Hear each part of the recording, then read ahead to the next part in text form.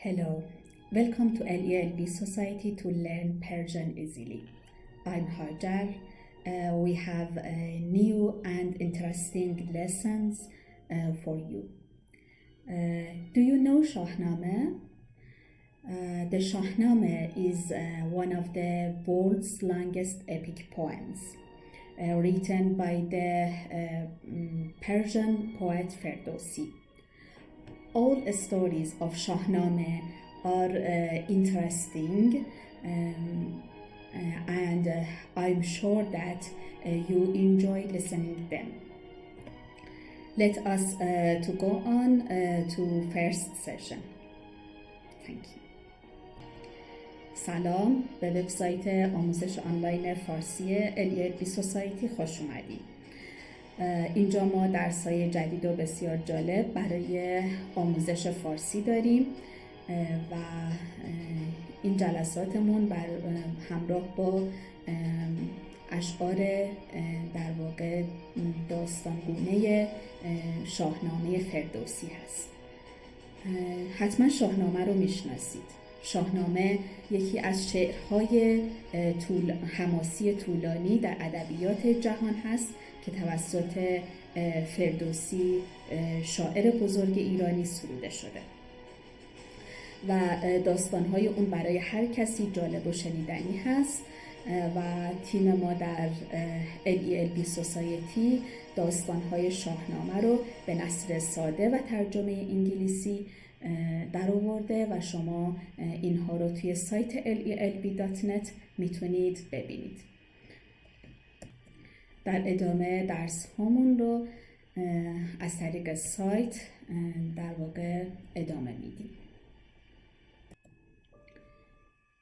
توی سایت LELB.net میتونید از منوی فارسی همه درس های ما رو ببینید و درس امروزمون آموزش فارسی داستان مرداس از داستان‌های جذاب شاهنامه فردوسی است.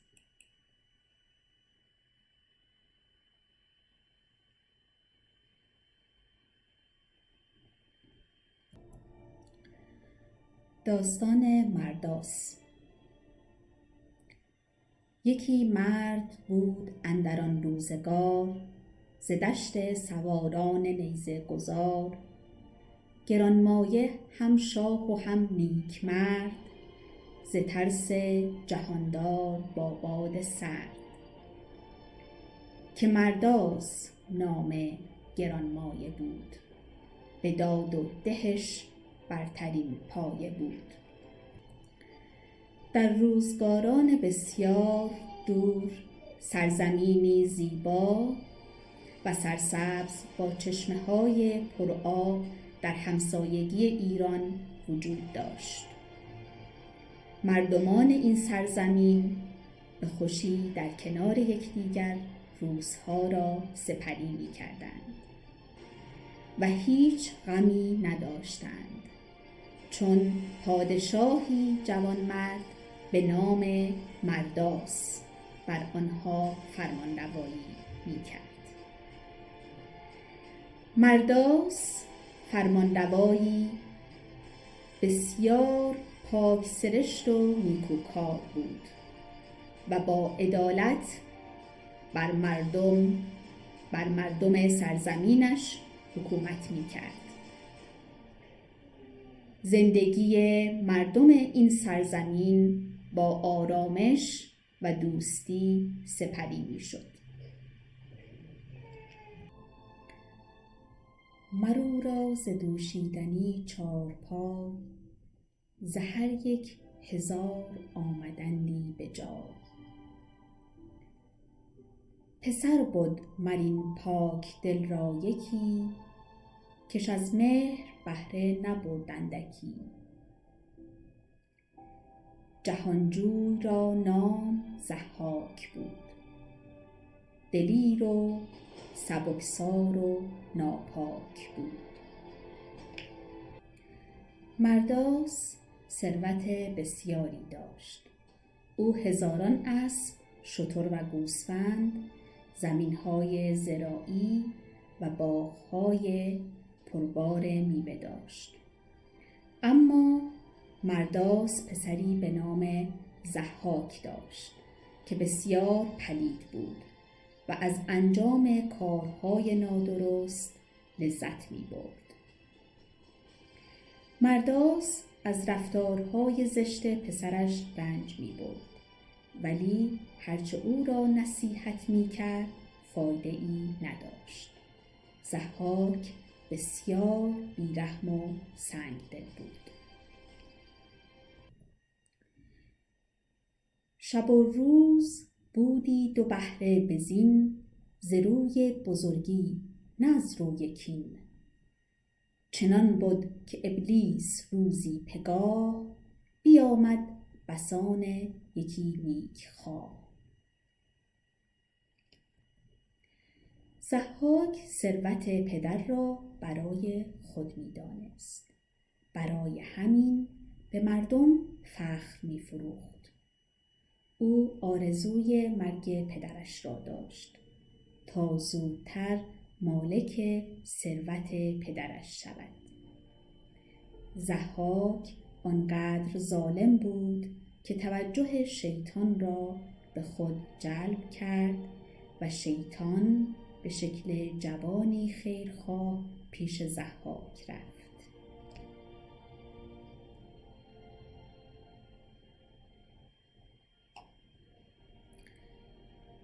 دل مهتر از راه نیکی ببرد، جوان گوش گفتار او را سپرد.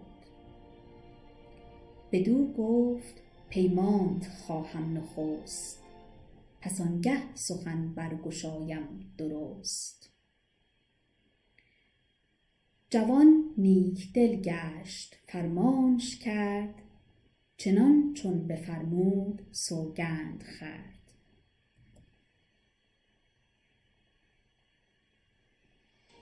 بدو گفت جز تو کسی کدخدای، چه باید همی با تو اندر سرای.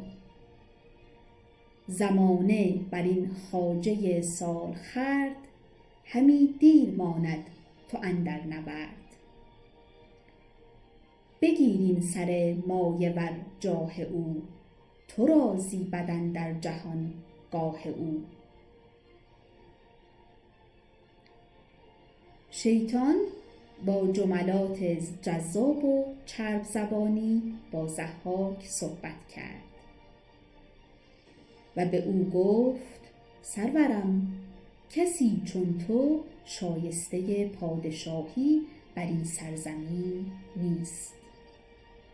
اول باید با من عهد و پیمان ببندی که هرچه میگویم انجام بدهی. ضحاک میپذیرد و شیطان برای فریب بیشتر او در ادامه میگوید پدرت دل خوشی از شما نداشته و به دلیل پیر و سال خورده بودن قدرت فرمانروایی بر این سرزمین را ندارد. تو باید پدرت را کشته و حاکم این سرزمین بشوی.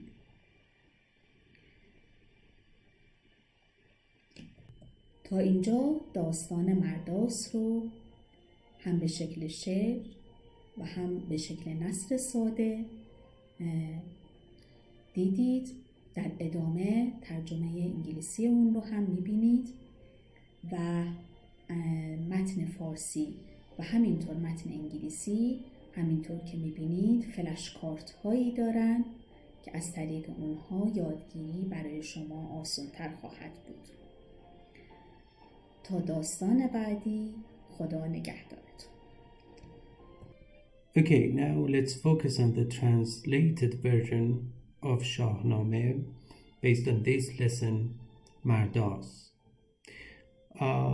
Please note that this translation actually is from the Persian version of this great poem, and you can access actually the translated version into Persian and English to practice both Persian and English. And it comes with so many flashcards and also hyperlinks to make it easier and more understandable. Please do not forget that the content of this lesson is available in the description area.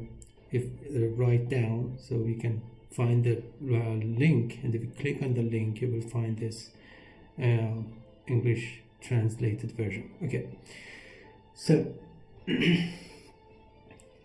in the long-standing days, there was a lush and beautiful land with rivers in the neighborhood of Iran. Lush means fertile, and the people of this land spent days together happily and had no inconvenience or any problem, for the young king named Merdás ruled over them, was the king or monarch.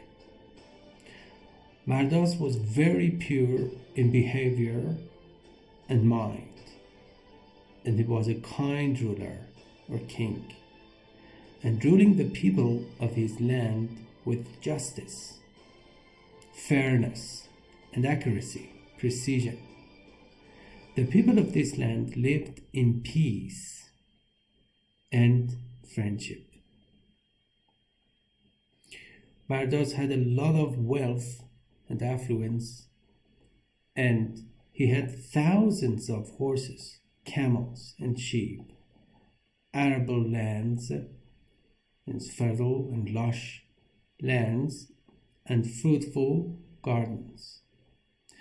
But Merdás had a boy named Zahak, who was very foul and enjoyed doing evil.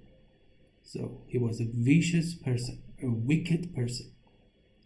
So Merdás suffered from his son's unpleasant behavior, and whatever he advised him, but to no avail. And it means it was abortive, futile, and fruitless, because Zahak was very cruel and cold-hearted. Okay, Zahak owned his father's wealth, and that is why Zahak was so arrogant to others, selfish, and conceited, self-conceited, and supercilious. He wished for his father's death, so that, in order to, he would sooner own his father's assets, belonging, and affluence, wealth, and he would just usurp the throne. Zahak was so ruthless that he caught the devil's attention, and the devil went on to Zahak as a benevolent youth, as a person who wants everything good for you, benevolent. The opposite is malevolent. The devil spoke with Zahak in charming and greasy words, and said to him, "My lord, there is no one like you deserving to be the king in this land. You must first make a covenant with me to do what I say." Covenant means agreement, contract, consensus. Zahak accepts the covenant, and the devil goes on to say, "Your father does not like you, and he does not have the power to rule this land because of aging." So he says that your father is old or too old, and he cannot just rule this area, this land. So you have to kill your father and rule this land. Okay, we come to the end of this lesson of Shahnameh. We have just started the long journey, and I'm sure you will find all of them useful and enjoyable.